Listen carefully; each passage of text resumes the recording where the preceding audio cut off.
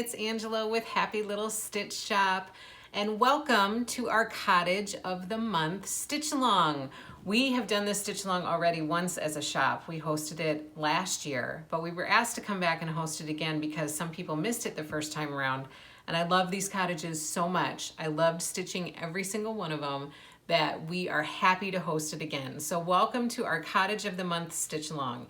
The Cottage of the Month series is a monthly series done by Cottage Needleworks, where you get a cute little cottage each month to stitch.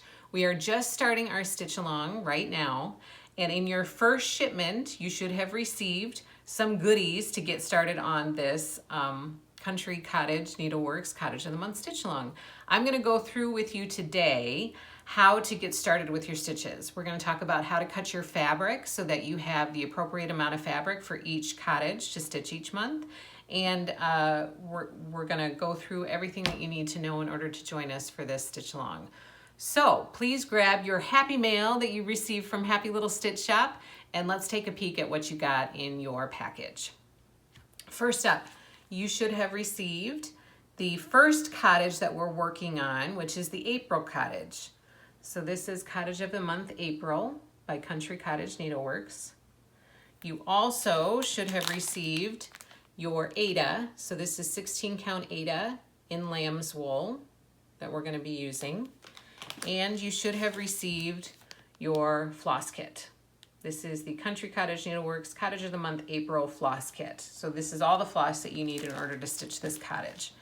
Then you'll need your needles and your needle minders, and if you choose to use a hoop, you're going to need all that kind of stuff to do your stitching. But first thing we're going to do is we're going to grab your cloth and we're going to talk about how to cut it. So if you want to grab your cloth and then come back to join me, we will talk about how to cut your cloth. Okay, so now you're going to have your cloth in front of you, get it all laid out in front of you. Now we're going to talk about a little bit of stitchy math. So this pattern and all of the cottage patterns in this series, the stitch count for these patterns is 77 wide by 77 high. So in order to figure out the cloth size that you need to cut, you will take those numbers and you will divide them by your cloth count. We are stitching on 16 count Aida, so we're going to take 77 divided by 16 to figure out what our stitch size is going to be. So if you take 77 divided by 16, it gives you 4.81. That is the stitch size. So that is if we only cut out your stitch where your stitches are, your stitch size would be 4.81 by 4.81 on 16 count Aida. Now you're going to want to add border onto that so that you have some cloth area around your stitch in order for finishing purposes. Typically, a good amount to add is about 2 inches on each side of your stitch count. So to add 2 inches on each side of your stitch count, that's going to be 4 inches total that are added to each of those numbers. So if you have 4.81 by 4.81, you're going to add 4 inches to each of those, which would be 8.81 by 8.81. To be safe, you probably want to cut your cloth 9 by 9 and have a little bit extra. Now, this is where it gets a little bit trickier. The cloth that you receive, the typical size cloth that is usually shipped, is 18 by 25 inch piece of cloth. So if we did 9 by 9 by 9, we wouldn't have enough. We'd be about 2 inches short. You can shorten your border to about 1.5 inches and fit 6 cottages on this one piece of cloth. You'll need a second piece of cloth for the second 6 stitches, but you can fit 6 cottages on this one piece of cloth with a 3-inch border. So if we were going to do that, if you're more comfortable getting 3 pieces of cloth and cutting your cloth 9 by 9 by 9, that is totally fine. That is up to you, and you should do what you are comfortable with.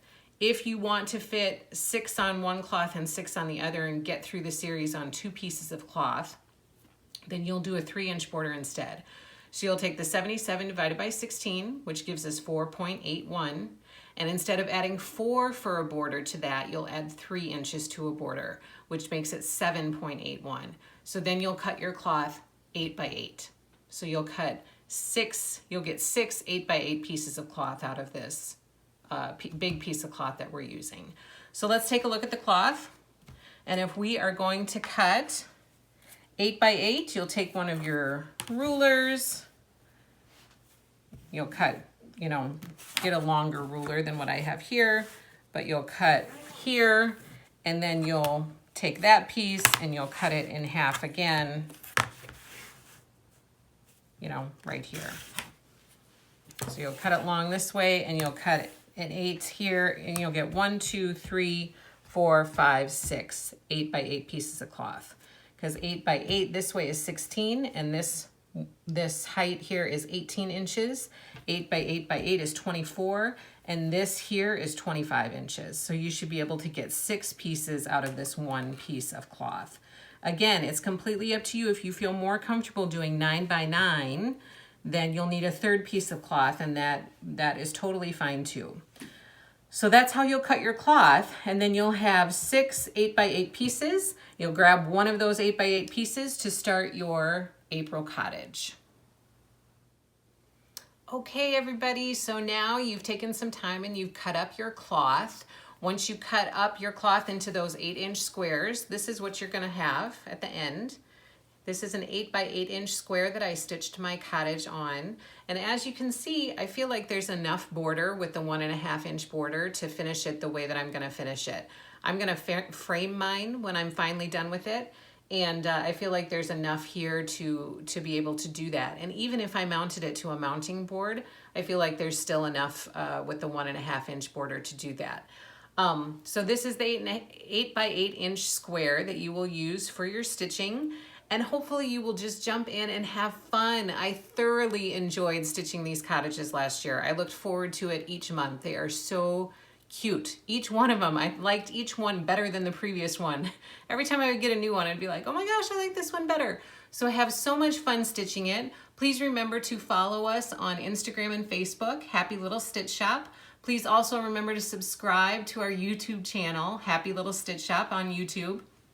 And please head to our shop, happylittlestitchshop.com, and find all of your stitching and quilting goodies there. Here are all of the cottages that I finished last year. Jump in, have fun stitching these beautiful cottages, and happy stitching, everybody. Take care.